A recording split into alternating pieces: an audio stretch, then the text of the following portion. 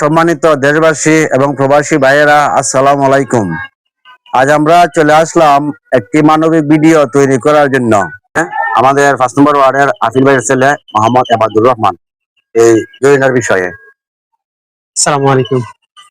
আমি কিতাব হইমা আসলে মানুষ তো এইটুই চাই জরিনা অসুস্থ, খুবই অসুস্থ।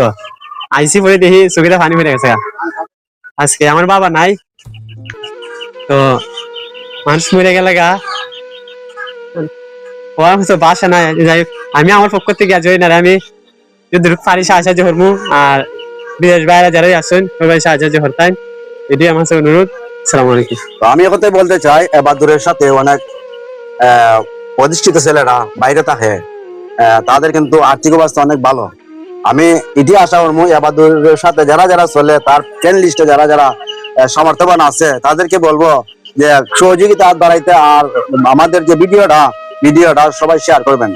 4 নং ফুল ইউনিয়নের 5 নম্বর ওয়ার্ডের দিঘির দক্ষিণ দ্বার ফকির বাড়ি, এবং রোগীর নাম হইল জরিনা, মানসিক প্রতিবন্ধী, যার বাবা মা নাই, ছোটকালে মারা গেছেন। বড় ভাই আছেন, বড় মানসিক প্রতিবন্ধী হওয়ার কারণে ওনার বিয়ে শাদী হয় নাই, অসুস্থ অবস্থায় আছেন। ছোটকাল থেকে আমরা দেখছি বড় ভাই চিকিৎসা করাইতেছেন, কিন্তু বর্তমানে যে সমস্যাটা, এই সমস্যাটা হলো জটিল। সিলেট নিয়ে যাওয়ার পরে উসমানী মেডিকেলে চিকিৎসা করাইছেন এবং প্রাইভেটে ইবনে সিনাতে করাইছেন। করানোর পরে রোগ ধরা পড়ছে, ওনার পেটের মধ্যে পানি এবং শরীরের মাঝে রক্ত নাই। এখন কথা বলবেন ওনার বড় ভাই, আপনি আপনার কথা বলুন। আমি তো কোনো চাই না যে বাবা আমার ক্ষমতা নাই।